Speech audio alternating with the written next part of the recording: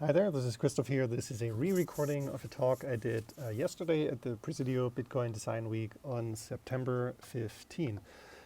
Check out event.bitcoin.design for the whole event if you're not familiar with it. We have basically design-related and Bitcoin-related happenings. So there are 3 evening events and 2 full-day events. So yesterday was the first one, which is here, the people we build for, kind of the introductory day of this week. And Mo did a talk before me that was a little bit more general about a little bit of the history of money, how the monetary system's working well for people and where it's failing, and some of the stories in there. And then I followed up on that one, digging a little bit deeper into the core idea of this event, future money. And so this is my presentation here. Let me hop over to Keynote and start this off. We didn't record the event, that's why I'm doing this re-recording here. I think the recording wouldn't have been that great either, because it turns out people had a lot of questions. My 25-30 minute presentation stretched out into a whole hour because there were all kinds of questions and conversations that happened. So this is kind of the undisturbed format here. So let's dig in. So towards better money, right? So the idea was that, people need to exchange stuff. People need to barter. Like if I'm a farmer, I make wheat and I need a tool. I go to the blacksmith, but he doesn't want wheat. I can't get the tool. And that's why people started using shells and gold and all kinds of stuff. Gold worked pretty well, right? Because it's like a global thing. We can't make more of it, but it's also kind of heavy and bulky. And then at some point, people came up with currencies, like they used little coins instead of, chunks of gold, and then banknotes, and then countries started creating their own currencies, which were backed by gold. But then throughout the First World War, Second World War, and kind of the tumultuous times, countries realized they need a bit more flexibility. Gold is a bit too rigid for them. They need more flexibility to deal with all these crises, and that's when they went away from the gold standard.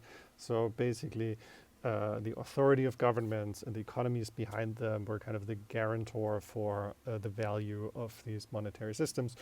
And now in the 21st century, right, can we do better? Can we do different? So that's kind of where my presentation kicks in.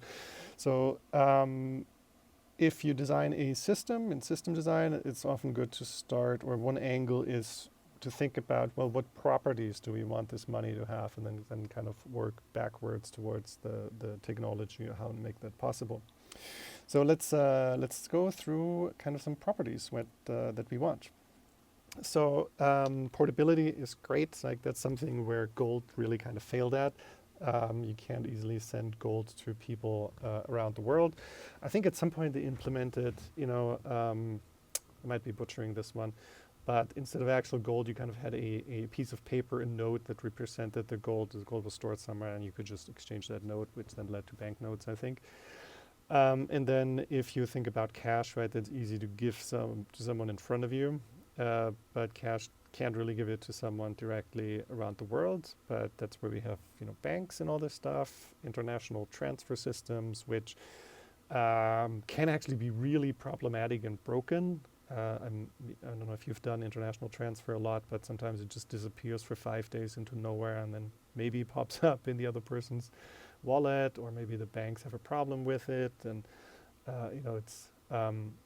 it's not, it's a very difficult task, right, to make all these local financial systems interoperable around the world. So, but ideally we can get over that, right, and just have something that just works, just like email, basically. You give me your email address, I send you an email, you get it. And related to that is also the idea of borderlessness. So there should, there's the US dollar and the euro, and you have the Japanese yen. It'd be great to have a currency that is where there's no, German Bitcoin or, French Bitcoin, but it just is the same for everyone, no matter where you are. And the concept of borders simply doesn't exist. Similar to email, right? And then everyone should be able to participate. It should not be a privilege to participate where someone has to approve you. It should simply be something that if you want to use it, there's the least amount of barriers that we can possibly have. Then predictability, yes, we want this to be obvious how it works and intuitive kind of how it works, where it doesn't change over time. So if I, let's say I have a $10 bill today, right? I'm the way I feel about it is that I can use it today, I can use it next year, I can use it in 10 years. It's still going to work. It's, you know, that is not, of course, there is inflation, right? And this is not the case in some other countries where they have very fragile currencies and they get replaced or devalued and all of this stuff. But that's kind of what we want, right? We want something that just is and remains the way it is. That's very trustworthy and reliable. Divisibility, that's great for doing all kinds of purchases, with cash. It works great for small payments, I guess, up to a certain amount. Then above that, it gets a little bit more tricky. You get into the banking. You need to work with a bank, with a third party, basically, to make certain transfers. And the scrutiny for the anti-money laundering, all this stuff gets more intense. But ideally, the system just works for whatever you need to do, and we don't have to have different systems for different amounts. Then scarcity, that's absolutely essential. We don't want it to be, like, if it's not scarce, it can't hold value, right? That's basically it. Then neutrality, I should not be able to manipulate it. You shouldn't be. Of course, as individuals, it's kind of hard to think that you could control it. But what about, North Korean hackers? What about, I know governments in different countries? What about lobbying groups? What about tech superpowers like Google or Facebook or so? Like, they should also not be able to manipulate it to their advantage. That's kind of what we want. Then, as I said in the presentation yesterday, no one should be surprised whatsoever that, now I go into talking about Bitcoin and how it matches those properties. And also the audience had some additions to the list. Fungibility and privacy were two things that people said are that we really want. Great additions there. And this is kind of now, right at this slide, at the beginning of this slide, now we had 25 minutes of conversations and questions by the audience around all kinds of things. But I'm going to skip that and then, or not summarize that. Maybe I'll do that in text separately in the Bitcoin Design Discord or so. But let's see how Bitcoin actually matches against those properties. So permissionlessness, anyone can participate, kind of, right? You still need technology. You need an internet connection. You don't need it to create keys necessarily, private keys or so, but generally you basically need an internet connection and you need some type of device. So a minimum of technology is definitely necessary. But, that's how many billions of devices are there in the world? And if that trend continues, it's pretty inclusive there. Then predictability, this also has nuance there. The rules are baked in, transparent to all. Like, it's open source code, right? But I don't think there's a single person in existence that has reviewed all the code and understands it. But luckily, there are thousands, maybe 10,000s of people who have paid attention to the development and the code over time, over many years. So we as a community, I guess, together we can be sure that the rules are clear and fair and being followed. And as an end user, I guess you don't need to really understand all of the rules, like what is the standardness of transactions or so. There's just some stuff that you don't need to completely understand, but it should be, as an end user, the behavior should be the things that matter to you, right? Receiving, sending, keeping its value, some of this stuff, that should be, and I think it is easy to understand. Yeah, it's not local. Maybe development or some of the communities are more localized. Maybe certain countries like the US hold more Bitcoin or so, simply because there's quicker tech adoption in certain areas than others. But generally, there's the protocol itself does not have a sense of location. Fixed supply, the 21 million that everyone loves, and love to use that number in everywhere. Then the portability moves at the speed of the internet. Of course, we have 10-minute block times. If you go into Lightning, it's basically instant or so. So I think that's pretty accurate. A country might block, might try to block parts of the network. People can always use Tor to get around things, or VPNs or so. But yeah, I think that basically works. Divisibility, yeah, we have the 21 million times 100 million Satoshis, 21 quintillion or something like that, of individual units. That should be plenty for everyone. And it is true, I pay the same fee for transactions of, let's say, €1 worth of Bitcoin or $1 billion worth of Bitcoin, because it's just a little piece of data storage in a way that I'm kind of paying for. And the number that I'm sending around is not really relevant. That's true for the Bitcoin network. On Lightning, I think there is a percentage fee or so. It's a little bit different there. But generally true. And then no central authority controls it. Lots of nuance to that too. Some people argue that Bitcoin Core is a centralized authority, or the handful of developers there who can merge code. But on the other hand, there's also the fact that Bitcoin nodes don't auto-update to the latest versions. So even if some Bitcoin devs go rogue and make weird decisions that the larger community doesn't agree with, then they're simply not going to update their software, right? They're just not going to run it, and they can fork it and create something else.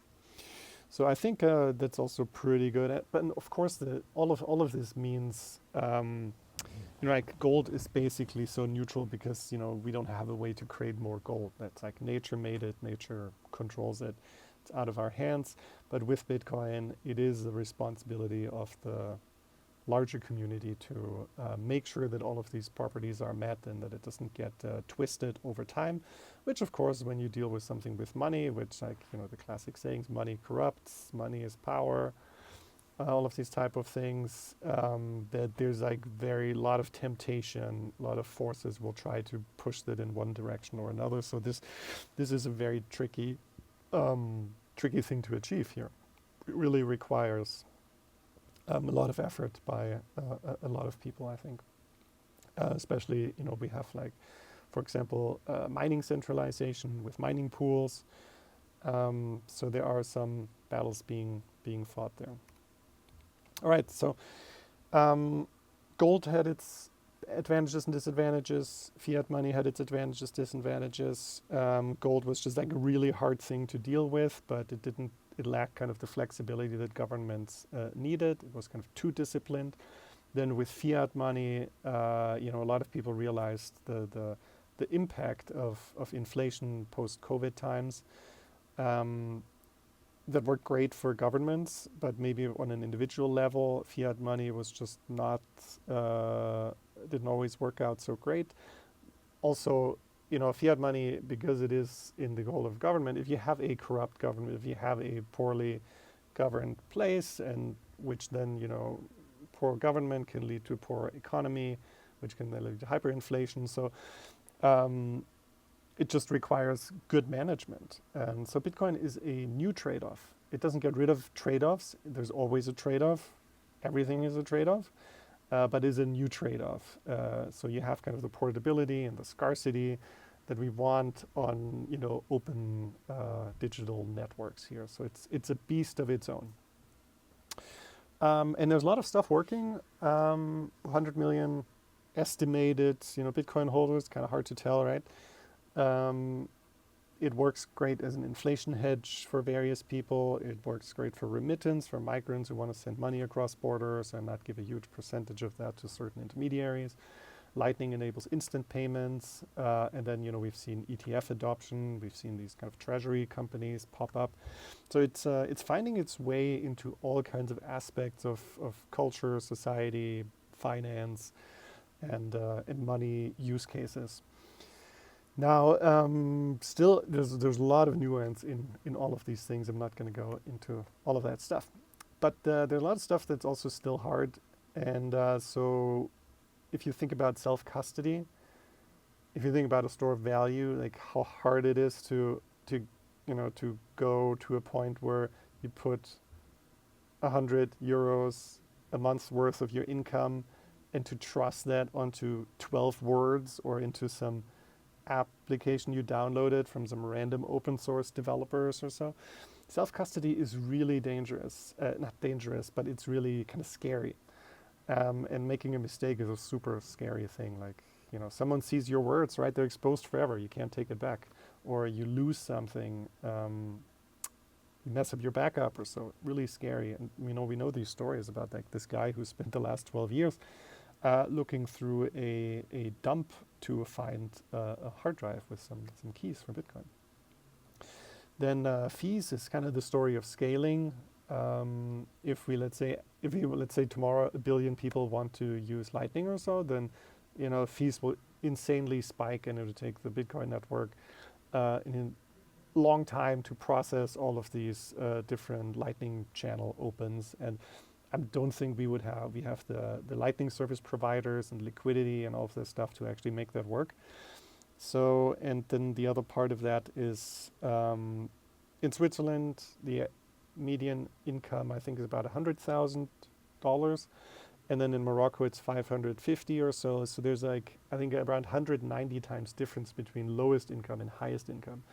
And if you have a global fee market, then the fee hits 190 times as hard for someone in Morocco. Now those are kind of the extremes, but even if it's not 190 times, if it's like 20 times, 50 times or so, right?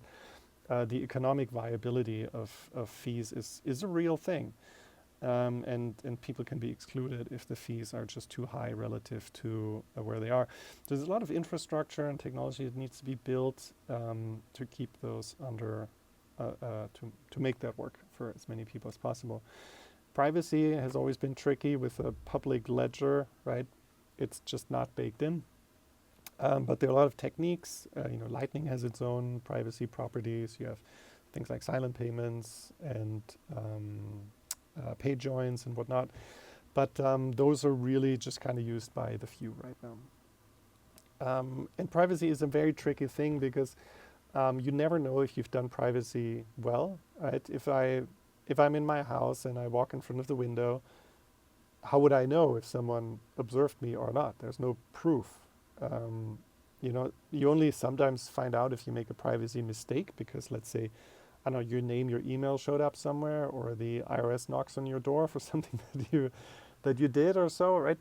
Because some data leaked or something, right? But you can never be, if you do it well, there's no signal that you did it well. So from a user experience perspective, it's a very tricky thing. On and on-ramps, those are kind of the intersection points with local systems, local currencies, local regulations. So that's where kind of, on the one hand, you can have peer-to-peer solutions like Vexel, or what local Bitcoin used to be, where people find another person that's willing to exchange Bitcoin. You'd kind of trust a stranger in a way. Or there's kind of the where you interact with locally regulated entities, and they need to follow the local AML KYC regulations. And some people have a problem with that, some people don't. But that requires just a lot of local integration points and people willing to make that work. Then branding, there's still a lot of people that think Bitcoin is just used for crime and whatnot. I think that will just take time for that to be felt out. But of course, it helps if the community does a good job at making the case that Bitcoin, just like cash can be used for crime, anything can be used for crime, right? It's really up to the individuals. So but I guess there's one point that I said here at the end here. So right now, Bitcoin works best for people who are very determined, people who are very tech savvy, or people who are desperate. But we really need to work it well for way more people. It's just not good enough if you have to be in some way just kind of hardcore enough to make it work for you. It should just be super easy to use for lots of people around the world in a self-custodial fashion, that is. Now, the protocol is an awesome foundation, and last 15, 16 years is just amazing how much has happened already. but there's still kind of the bridge to billions of users is not complete. Like there are clear gaps in this bridge. And if we can make, the designer's role here is to make self-custody simple, to make the fees workable, to make sure people can trust their Bitcoin wallets and have a good experience and don't have to be scared. Um, that's where the designers can really come in to kind of help finish that bridge and work alongside developers and alongside everyone else, right? To make sure that Bitcoin can be this, can be something that people just kind of regularly use, just like they trust a banknote or so, or have the familiarity that everyone knows, kind of like, oh yeah, gold has this value, right? Everyone knows that. Where it does become this intuitive, everyday, normal thing. And so it's up to us. Let's start building that bridge. And so yeah, this is kind of where I'm wrapping it up. And the next 4 days in this Bitcoin Design Week dig into that a lot more. So that was my presentation. Some of there were the questions that came up in that extra half hour of conversation that happened were really diverse. There were questions about discussions about privacy or anonymity on the network. There were questions around like being competitive with, let's say, Ethereum or Solana or so, and doing tokenized stocks or whatnot, or instant payments. Someone was concerned about the block times, and then someone else talked about how Lightning solves that. Was really interesting. Really enjoy that conversation. But time to wrap it up here. Hope this presentation was interesting, useful for you. Hope you enjoyed it. For any comments, leave a comment here for any notes. And as I'm going to upload this on YouTube, smash the subscribe button, hit the like button, all of that stuff. Thanks.